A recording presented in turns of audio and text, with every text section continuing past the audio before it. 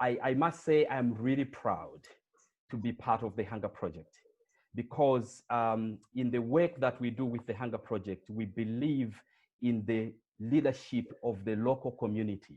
The people themselves are the change agents. They are to own and drive the change process.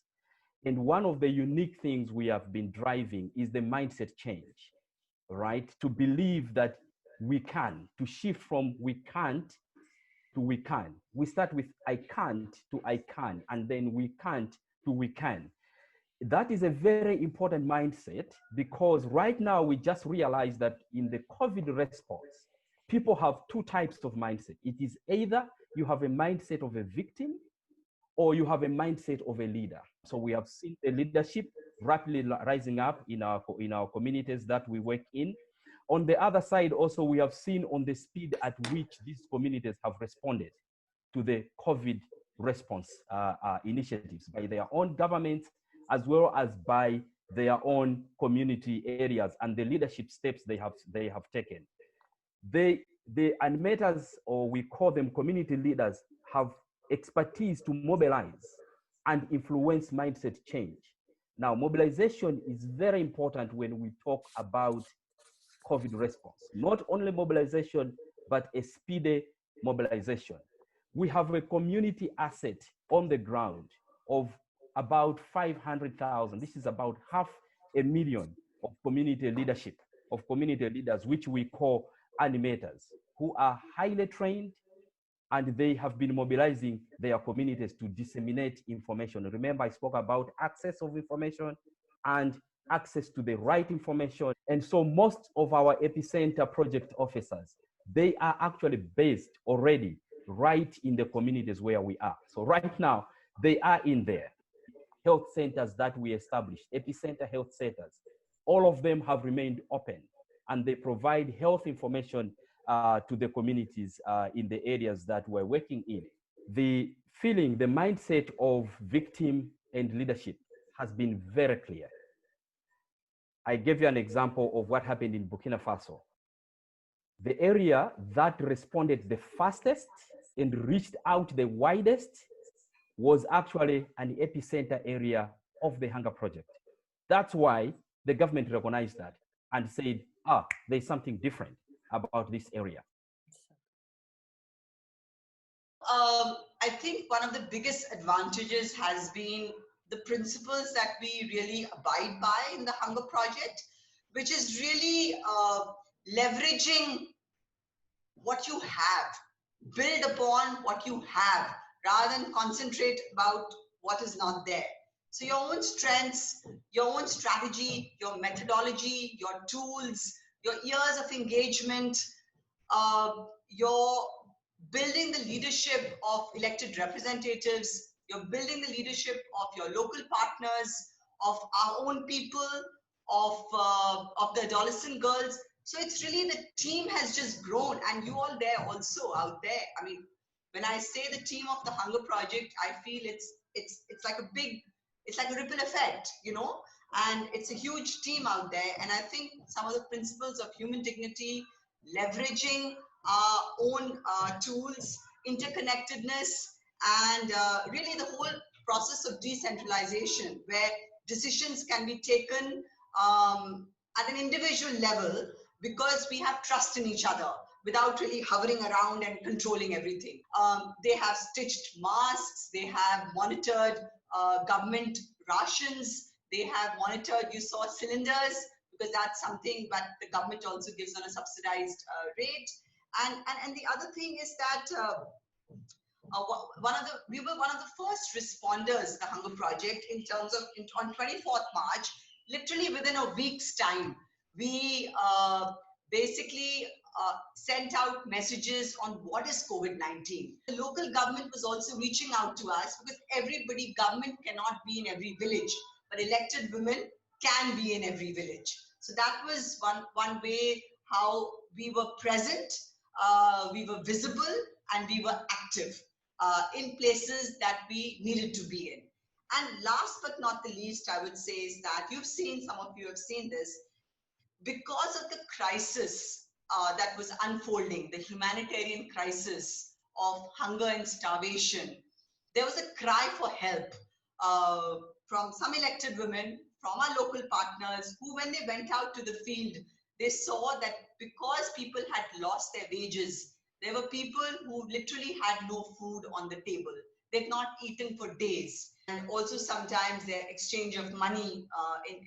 There was a case recently in India, it came out in the newspaper, of a little boy being sold by his desperate parents because they needed money.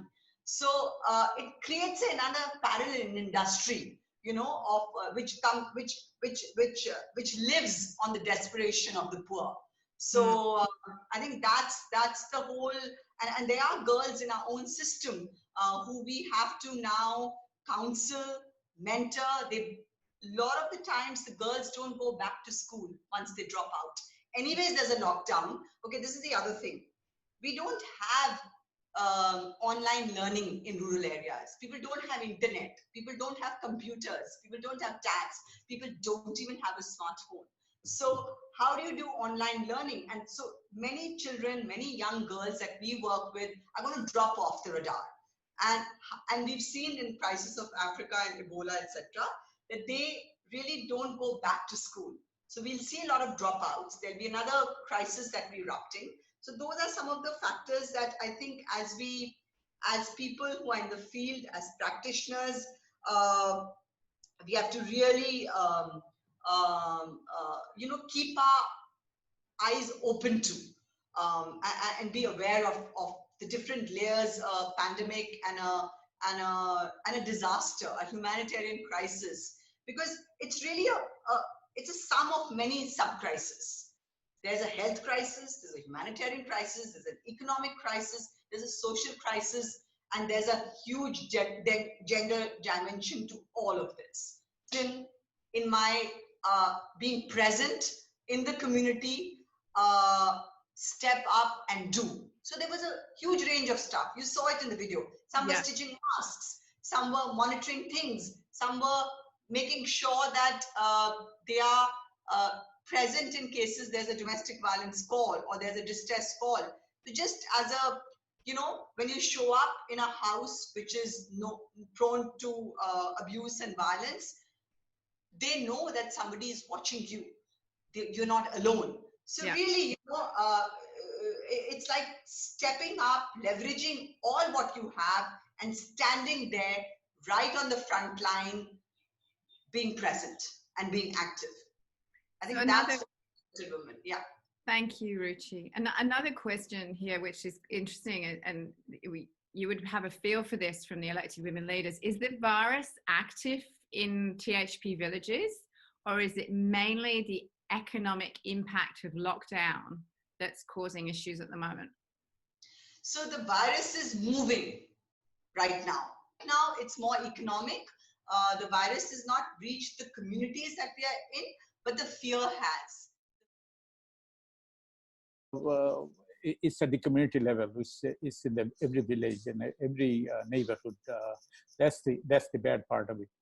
And also, we have very poor health infrastructure, and we do not have enough ICU beds. We do not have enough ventilators, and the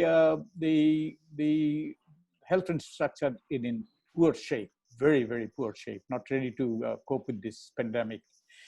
Unlike in Australia, the informal sector is the prominent sector. About 90% of our people are employed in the informal sector. Small shopkeepers and mom and pop shops and also the day laborers and agricultural workers, and they live from hand to mouth, and so they have been very badly affected. This pandemic is threatening not only lives, killing people, but also threatening livelihoods. A lot of people out of jobs and are on the verge of starvation. And during this time, during this trying time, there are a lot of pressure on people who lost their jobs, and violence, especially against women, increases. So we have been seeing signs of that.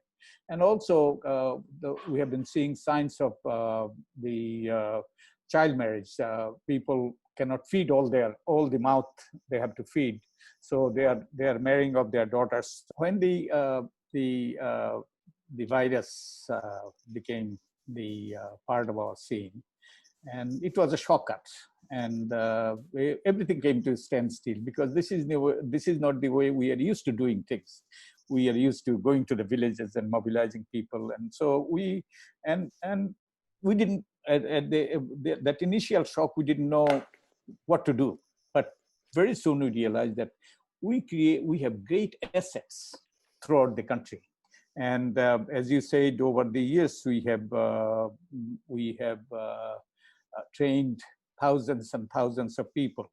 We have created in the villages, using these volunteer network, the village development teams. And also we have mobilized the ultra poor, poorest of the poor, and most of those are women, and they form self-help groups. So this is the huge infrastructure we have created over the years. So we felt that we don't have to feel helpless, and this is the infrastructure we can use, we can leverage on. That could be the foundation for our next set of activities to combat this, to face this virus that is threatening lives and livelihood of the people. So from this, using this foundation, using this infrastructure, using these assets, using this huge network of volunteers, we have started the Corona Resilient Villages. And basically, this is the Corona Resilient Villages gives the community the responsibility to protect the community. And it basically, the Corona Resilient Villages involves realizing that we are in it together. So we'll have to face it together.